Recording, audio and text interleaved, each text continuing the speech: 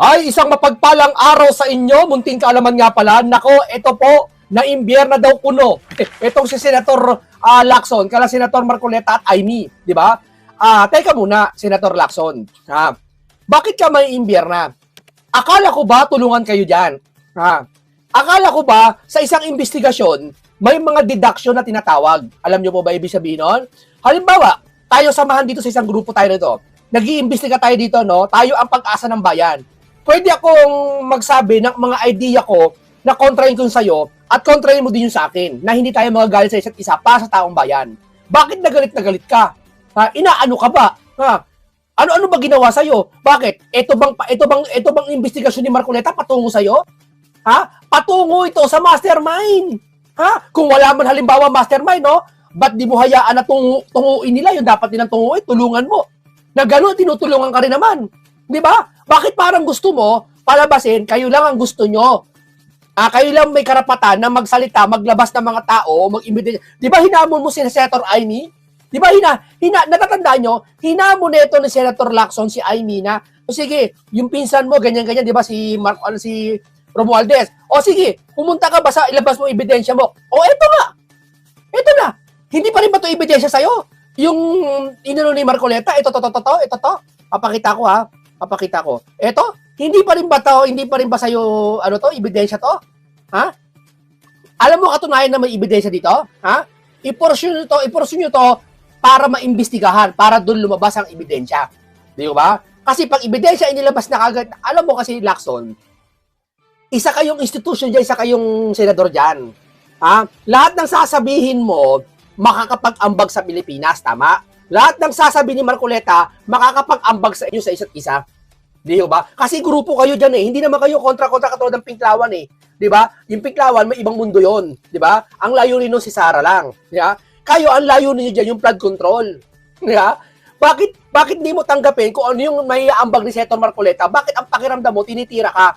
Nagtatanong na naman sa'yo Bakit ikaw ba, sinabihan mo si Senator Marcoleta na yung sa Diskaya parang kinakampihan? Parang di ba sinabi niya nakaraan yun? Teka muna, kinakampihan mo ba mga Diskaya? Di ba parang gumanon siya? Ngayon, sinasabihan ka ni Marcoleta na kung saan di ba itong privilege speech nila Amy sa ni Marcoleta, nagsalita sila, na sinasabi itong si Lacson niya daw, tinatanong yung testigo ni Marcoleta, dalawa, labang kay Romualdez yata, tapos itong si Lacson sumasagot.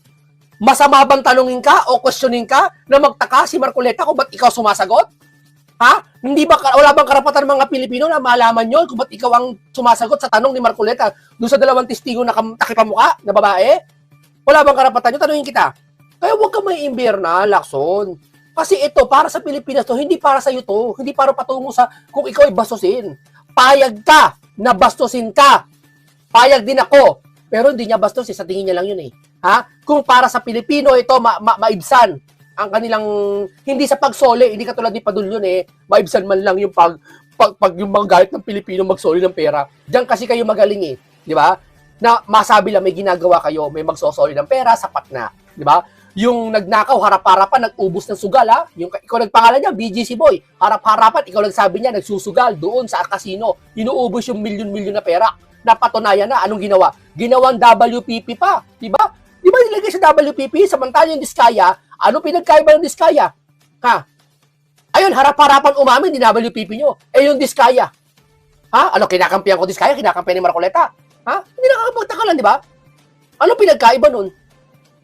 Bakit hindi na WPP ang Diskaya? Kasi binabanggit niya yung pangalan na hindi pwede banggitin ni Diskaya, di ba?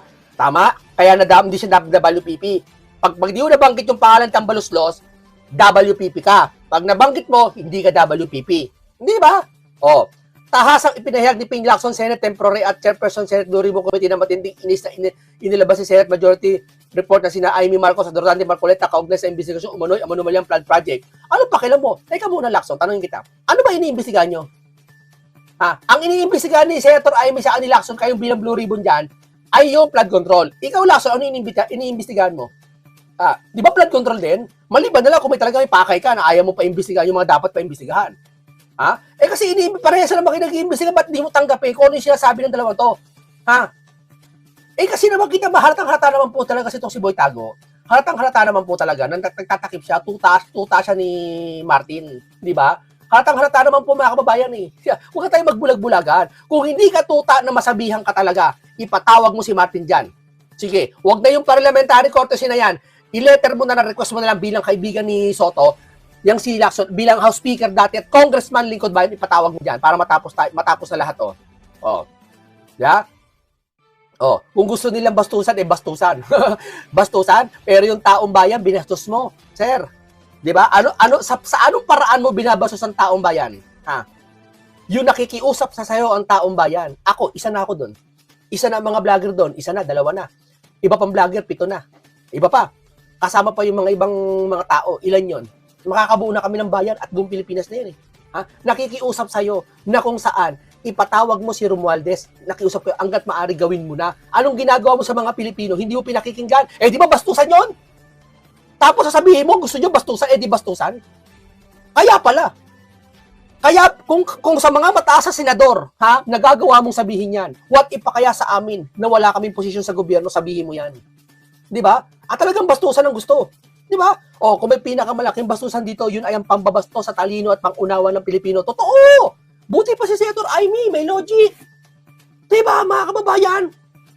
Ito ba yung sinasabi nyo? Ito ba, may tago na sinasabi mo, bastusan sila Marcoleta? Kanino ka dapat na bastusan? Sa mga Pilipino na nakikiusap sa'yo? O kay Senator Marcoleta kay Amy? Isasantabi mo muna yan. Di ba? Uminit ang palitan ng pahayag ni Senator matapos muling banggaan ni Senator Lacson at Senator Amy Marcos. Ngayon naman, kaugnay ng Senate Majority Report, Investigation Senate Blue Ribbon Committee, hingil sa umano'y maanumalyang flood control projects. Bilang chair ng Blue Ribbon Committee, iginiit ni Lacson na ang paglabas ng Minority Report sa kasalukuyang yugto. Kasalukuyang yugto ng investigasyon ay walang umanong basihan sa Senate rules at sumisimbolo sa kawalan ng respeto sa komite sa buong Senado. Bakit mo gusto mo irespeto yung komite mo? Ikaw mismo ang bumastos dyan eh. Bakit? Yung nangangailangan ng matinding investigasyon sa pagitan ng mga November, December, nasan ka? Ba't ngayon ka lang lumitaw, sabihin ng komite mo? Sasabihin mo, ayaw mo bastos yung komite? Ikaw mismo ang bumastos dyan. Sa pag-iwan ng tungkulin mo at gampanin mo bilang gobyerno at bilang taxpayer ka, iniwan mo at kami umaasa na mag-iimbestiga ka, pambabastos po tawag namin doon. Di ba? Kaya huwag ka magdidiman, huwag ka binabastos pala nyo ko binabastos itong komitin to Bakit? Sino ka? Bayaran ka namin dyan, sir. Kung gusto mo, mag-resign ka dyan para hindi ka namin sumbata na ikaw ay binabayaran namin sa pamamagitan ng mga tax namin. Nagpapakapagod mga Pilipino kumayod. Mapasahod lang namin kayo dyan. Di ba? Tapos sabihin mo, bastusan. Walang bastusan po nangyayari dyan. At kung meron naman ng bastusan po nangyayari dyan, dapat mong tanggapin yun. Doon papasok yung sinasabi nyo, wag balat sibuyas. Bakit? Para sa taong bayan naman to hindi naman para sa iyo yan eh. Wag mo sabihin para sa iyo lang tong kakinabangan na to kasi kinababastusan ka. Dapat tanggapin mo yun eh. Di ba? Si Marcoleta ka, pinagbintangan ng kung ano-ano, sosye, kung ano-ano pinagbanto. Nagreklamo ba? Nang ganyan? Di ba? Dapat huwag ka magreklamo, tiisin mo yan para sa amin. Di ba mga kababayan? Ganun kasimple yun eh. Hindi mo ba maunawaan yun? O talaga may pitatakpang ka? Dako tayo dito ngayon, mga kaibigan. Iwan natin muna yan. Mamaya na yan. No? Dito po, ito pinakamahalagang bagay sa lahat.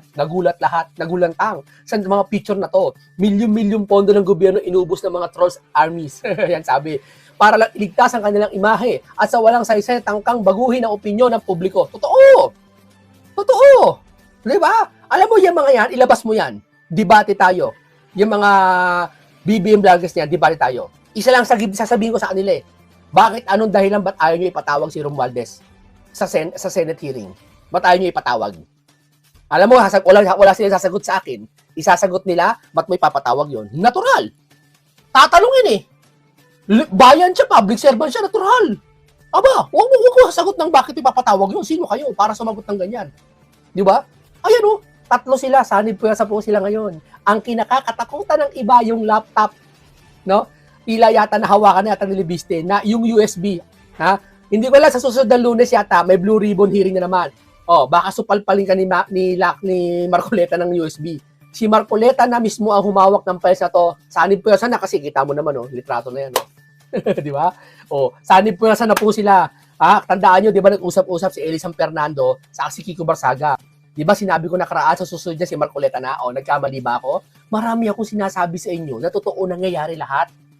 Ganyan talaga kapag hindi ka knowledge ha, may wisdom ka at nagbabasa ka ng Biblia at tinapos mong basahin. Nagkakaroon ka ng sarili mong kapangyarihan. Hindi kapangyarihan na nakikita ang yung powers ha. Hindi ha. Yung kakayahan mo ha, na makabasa ng susunod na mangyayari. Ha? Ang tawag doon kaloob. Wisdom yun na hindi kayang bilhin. Diba? Yan ang sinasabi ko sa inyo, wala yan yung mga vlogger ngayon. Diba? Kaya nga ako lang na yung ibang vlogger ngayon dito eh. Kaya kong paghaluin ng biblical pati science eh. Kaya kong pag-mix eh. Di ba? Sila politiko lang eh. Puro lang talaga eh. Di ba? Eh kailangan mo ng pangunawa eh. Paano pagtapos ng politiko? Ha? Di ba? Kano mo ma-explain yan? Ha? Kailangan mo explain sa lahat ng bagay. O ngayon, may iba na tayo. Pagyayabang na yan eh. Niyayabangan ko lang kayo dyan. Ha? O, milyon-milyong pondo ang binayad sa mga armies. Maaring kinundinan ni Sagip Party List Paulo Henry Marcoleta umano'y malawakang paggamit ng pondo ng gobyerno para sa troll armies na malaking PR operation sa layunin iligtas ang imahe ng mga nasa kapangyarihan at manipulahin ang opinyon ng publiko. Sa kanyang pahayag, diretsahan sinabi ni Marcoleta, milyon-milyong gobyerno pa ang being purged of troll and armies just to save face in that futile attempt to alter public opinion. Grabe, di ba? Yan ang sinasabi ko sa inyo mga kababayan. Di ba? Kaya wala kayong kawala dito. Hawak na ngayon ni Senator Marcoleta yung hawak ni Libiste. Binigay niya, di ba, kay Kiko? Binigay niya ata kay Eli. Binigay niya. Ngayon, Lacson, alam ko, binigyan ka rin. Pero hindi mo pinipresent dyan. Hindi mo pinupursu na ito na sinasabi ko sa inyo. Itong diagram na ba to? Ano ba tawag dito? Ano ba tawag dito? Itong hindi ko makita. Ano ba tawag dyan? Yan. Hindi nyo pinupush yan kung ano ba talaga yan. Para mapatunayan na wala yan. Hindi mo pwede sabihin walang kwenta yan.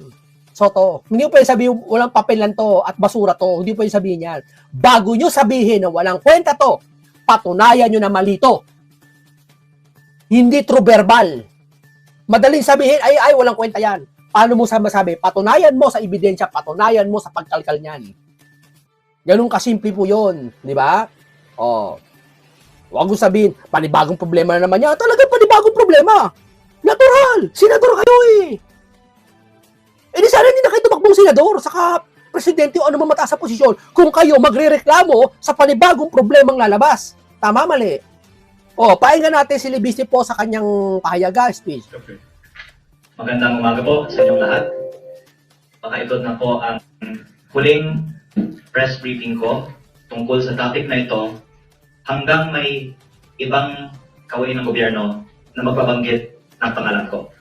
Kaya kung magbabanggit sila ng pangalan ko, pwede akong magsalita muli. Baka kami makakaintindi yan ha. Ito ang huli dun sa mga hindi magbabanggit. Pero kung magbabanggit ka ng pangalan na naman niya, patuloy pa rin siya. Kasi pagkakaintindi ng iba dito eh. Akala ko ba huling ano mo na yan? Bakit magsasalita ka naman? Hindi talaga siya nakakaintindi ng kahit sinasabi na, no? Bagsak na nga sa reading comprehension, bagsak pa sa sa pangunawa. Ako naman po ay binibigyan ng airtime ng media kapag pinabanggit ang pangalan ko ng iba.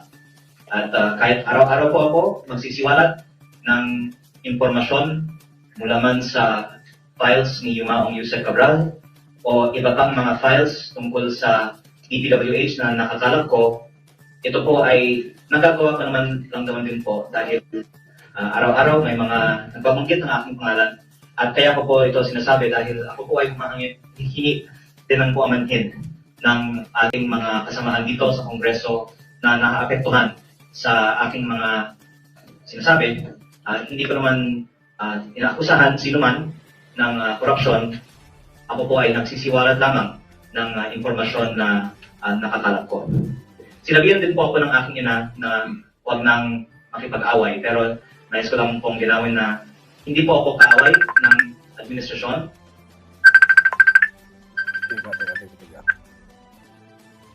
At sumasagot nga lang din po ako kapag pinabanggit ang pangalan ko.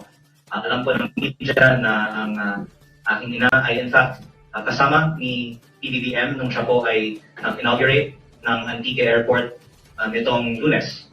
Kaya inulit-ulit po ng aking ina sa akin na huwag pong makipag-away at ang sagot ko naman po sa aking ina, dinidepensahan ko na lang po ang sarili ko kapag pinabanggit ang pangalan ko. At maraming salamat po sa media at narito po kayo muli sa pangalawang beses sa isang linggo. I have uploaded the list of projects from the files of Yusek Cabral over the past month, but more of them in the past day, because I waited for the DPWH to officially release the list to the public. And after they said on Monday's Blue Ribbon Committee hearing that the computer is undergoing forensic examination, I said that I will upload the list on Facebook unofficially. O, tignan mo ito napakalinaw Napakalinaw ng mga detalyado. Hindi siya tiga DPWH Congressman siya ng Batangas. Representative doon, na isang distrito. At wala, sabi ni Marcoleta, wala siyang kinalaman dyan sa mga paghayag na yan. Pero siya ang naglalabas kasi siya lang may lakas ang loob, saka si Marcoleta. Sabi ng iba, ba't mo ginagawa to, Libiste? Of course, siya lang may lakas ang loob Hindi kayang gawin ng ibang congressman to. Ano ba ginawa kay Kiko? Inethics, di ba? Binibigyan nila ng kaso lahat. Ito lang malakas ang loob pati si Senator Marcoleta. Di ba? Napakalinaw, detalyado sinasabi nila, nagawa ba ito ng DPWH na dapat sila ang meron nito? Na dapat sila magpaliwanag nito? Halimbawa, bigyan ko kayo, sa medical record, halimbawa may medical record ka, sino dapat magpaliwanag doon? Police? Sumagot ka. 1+1, equals to na. Sino dapat magpaliwanag ng medical records? Doktor. Sino dapat magpaliwanag nitong DPWH ito? DPWH. Means, bunuan o anuman kayo dyan, sino kayo dyan? Bakit si DPWH sinahayaan nyo si Libiste? Ginagawa niya to. Bakit? Nagmamalasakit siya na ma-explain to bagay na hindi nyo magawa. Tama? And no one objected. So now the public... Dapat detalyado sa amin, nalalaman namin kasi may karapatan kami. Dahil yung pinag-uusapan yan, ini-input yan, pera namin lahat yan. May karapatan kami na magsabi na, oy, kayo naman ang mag-explain, wag lang si Libiste. Kayo naman. I-explain nyo sa amin ng dahan-dahan. Ano ba talaga yan? Ano to? Ano to? Sino to? Anong distrito to? Bakit may ganito? Bakit may ganyan? Di ho ba? See how the DPWH budget was spent. Ang paglilinaw ko lang po ay dahil hindi po ito nanggagaling sa DPWH, hindi ko naman po sinasabi na ito po ay may probative value o opisyal o pwedeng gamitin sa korte. Kaya ko nga po din sinusuportahan ng mga panawagan na ang DPWH ang maglabas ng impormasyon nito para nga magamit siya sa mga formal na investigasyon. Pero wala naman po sigurong masama na ilabas ang mga impormasyon na ito for the public's information at baka ang mga concerned citizens ay makakatulong din sa mga investigasyon tungkol sa mga di umano'y anomalous projects. The 2025 net was divided according to the table that is behind me, which I also presented at the Blue Ribbon Committee hearing on Monday, according to the Monday na pala. file of the 2025 net from the office of Yusek Cabral. And as you can see, the allocable budget is 401 billion pesos. Alam niyo na po na ang allocable, ang terminology para sa budget na pwedeng amyendahan ng mga district congressman. Tapos meron din iba pang mga panggagalingan ng mga budgetary allocations ng mga district congressman ayon po sa aking pananaliksik ng mga proyekto na sa mga listahan ng BIP on top at ang OT. Meron pong mga listahan dito na ginagamit para sa additional projects ng mga district congressmen, pati na rin po ng mga party list representatives.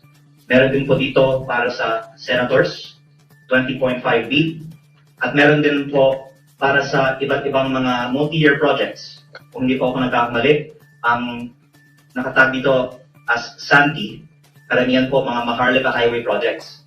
Ito lang common sense Tingnan mo yung sinasabi niya ngayon, detalyado. Palagay natin, inimbento lang ni Libiste yan Bakit? Wala ba kayong ibabangga dyan na DPWH na mayroong record kayo? Ito usapan ng mga galing to, usapan na marunong to at may alam. Wala ba kayo diyang kopya ng DPWH na kukontra dito sa kay Libiste para patunayan nyo sisinungaling siya? Ilabas nyo yun sa inyo. Sinabi na ibang vlogger, wala daw kopya ng DPWH, wala daw ganyan. Imposible! Anong wala? Gagawa ka ng budget, walang hard copy, walang USB, walang copy ganyan. Wala. Ano yan? Imagination lang, gagawa sila ng budget. Verbal lang. Eto, budget na to, tandaan nyo ha. Ang budget ng Quezon City, 1 million, etc. etc. Tatandaan lang, walang kopya. Meron yan. Ipakita natin sa taong bayan. Diba? Yun ang hinihintay namin. Bukod sa mapatawag si Martin. Pagawa nyo naman. Bakit ayaw? May malalaman ba kami? May makikita ba kami? Yun nga gusto namin eh. Hindi ko po alam bakit nakapangalan kay Santi. Meron din pong mga N1 Cryo at non-allocable. Ang Department of National Defense ay may mga bases under the TCAS project na ini-implementa ng DPWH. Kaya para sa mga nasabing mga proyekto, wala po akong nakikitang anomalya. At ang intriguing lang sa akin, kung meron pong, sabihin po natin mahigit 500 billion pesos of projects in the DPWH net na may identifiable na mga proponents, which can also be used for further investigations on the links between these proponents and the contractors who were later awarded the projects funded by these budgets. Meron pong almost 200 billion pesos ng mga proyekto na nasa ilalim ng mga tinatawagang tag.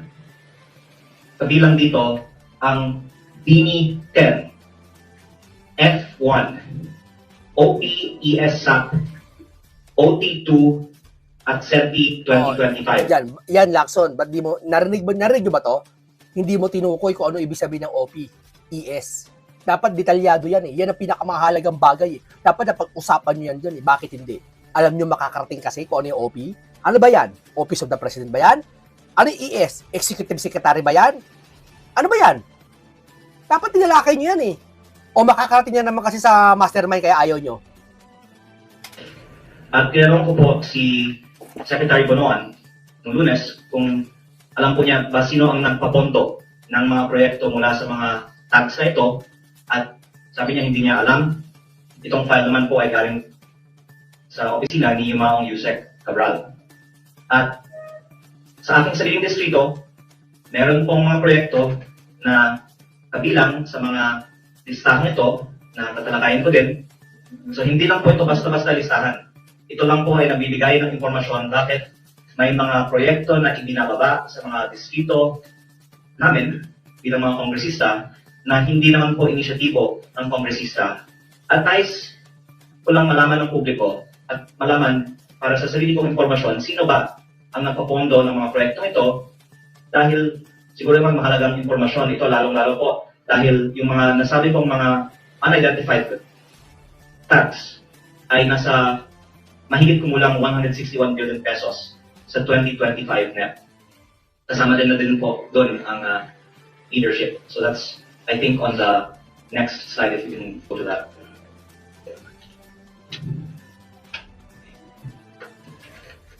Nasa Facebook page ko po ang list ng mga projects na nagbubuo ng... Hindi sila maniniwala dyan, nasa Facebook. Hindi sila maniniwala, hindi kami maniniwala dyan.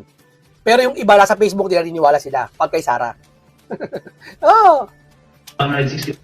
Pinost sa Facebook, yung affidavit, alam ba, ni Madriaga, naniniwala sila. Sa Facebook din pinost yun. Pero ito, pinost din sa Facebook, hindi sila naniniwala. 1 billion pesos sa 2025 net ayon sa file ni Yumaong Yusek Cabral. At pagkatapos ng approval ng budget, na-bid out ang mga projects, at nasa DPWH records ang winning contractors, kaya binangga lang po namin ang winning contractors sa mga nasabing mga project tags. At ito po ang mga top contractors. Ang number 1 at number 2 ay mga kumpanya na pinag-aari ng pamilya ni Congressman Garjola. Ang karamihan po nito ay nasa SENTI 2025 list. Nabanggit ko na din po noong Nobyembre pa, yung SENTI 20 list na 20 billion pesos of projects na may mukhang pre-ordering or pre-arrangements sa DPWH budget. At sa puntong ito, uulitin ko lang po na hindi lang pagkatapos ng namatay si Yusek Cabral, nabanggit ko na meron akong listahan at files mula sa kanya dahil dito po sa inyong House Media Center, tinalakay natin ito noong Nobyembre nanawagan ako na proteksyonan si Yusek Cabral at ipreserba ang kanyang files at ikinalulungkot ko po na matapos lang isang buwan, namatay siya at doon inaksyonan ang pag-preserba ng kanyang files. Noong Nobyembre pa ko po sinasabi ito. Amo saan nakakita? November niya pa sinasabi yan. Ano ng petsa ngayon? Sabi ng iba, 3 buwan pa naman 2 buwan pa naman Ganyan sila ka-delay. Oo. Ay, alam mo, pag ang bayan na pinag-uusapan, kumilos ka na kagad. Nanawagan ako na maging siyang state witness or mabigyan ng witness protection para maipaliwanag niya ang mas malaki pang mga anomalya sa alokasyon ng DPWH budget. At all that time, wala din pong nagsabi na unauthorized pong kinuha ang files mula nung sinabi ko po ito in public pa sa Nobyembre. But moving on to the list, you can see the rest of the contractors in here. Ayaw pong mag-reach ng conclusions na may anomalya o corruption sa mga kontrata nito. But I would like to point out that first, I credit PBBM for opening up the discussion on corruption in the DPWH and exposing his own list of the top 15 flood control contractors in early August 2020. O, tamo, top 15, no? Tapos Diskaya lang nakakulong. Come on.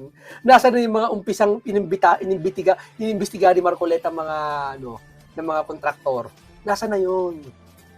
Tanong ko lang tanong lang to bakit wala sila? Bakit? May possible na ba magturo sila ng big fish? Sinampula na si Diskaya pag nagturo, ito mangyayari sa'yo? Ganun ba yon? 25, where it was pointed out that there is a high concentration of projects awarded to the top contractors, 20% more or less went to the top 15.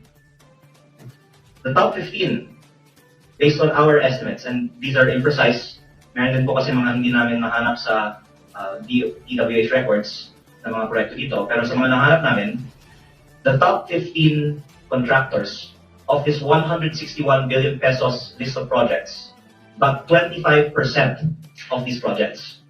At ang lumalabas, mas mataas ang concentration ng mga proyekto na na-award sa mga top contractors at mas malalaki ang mga average halaga ng mga kontrata ng mga proyekto sa mga nasabing listahan.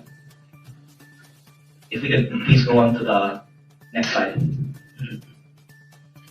Kahawig po nito ang mga top contractors ng mga DPWH projects funded by unprogrammed appropriations.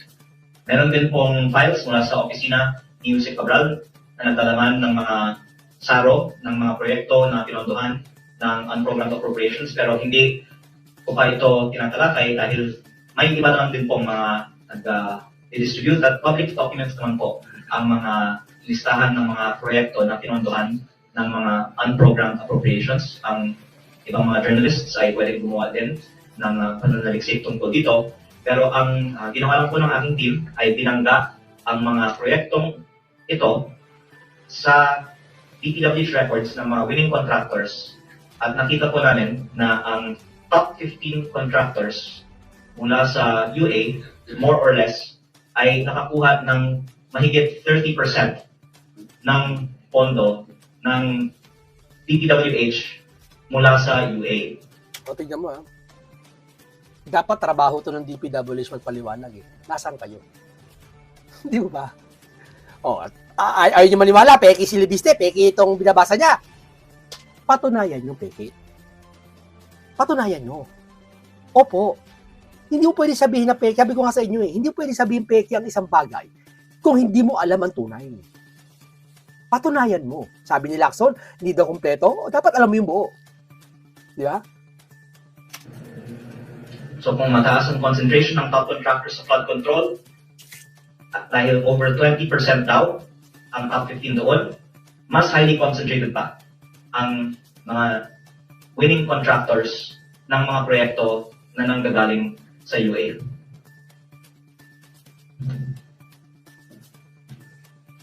At ang ipa-point out ko po kasi ay, of course, as all of you know, ang UA projects ay hindi inaaprubahan ng Kongreso. ito po ay hindi itemized sa General Appropriations Act kung hindi naaprubahan ng lump sum. At ang pumipili ng mga UA projects ay ang DPWH. Tignan mo. Kaya ako po ay DPW, ano ba naman itong mga to? Ay, Diyos ko po, DPWH. Ano ba kayo? Transparency ba kayo? Marcos, utusan mo naman itong mga to. Utusan mo DPWH. Utusan mo si Martin. Ano ba? Ayaw nyo ba? salamat sa Senate Tourism Committee hearing at nabigyan ang publiko ng pagkakataon na mapakinggan si dating DPWH Secretary Manny Bonoan noong Lunes. At Buti pa kasi Bunuan, dumalo eh. Ito si Martin Romualdez. Ewan ko lang, ba't ayaw dumalo? natanong ko siya, paano na pinipili ng DPWH ang mga proyekto sa UA at ang kanyang sagot ay ito yung mga hindi napagbigyan sa GAA. That's a very Kawawa. Ginawang raffle yung pera ng bayan. Meron pa palang hindi napagbigyan. Tara. Ginawang parapol.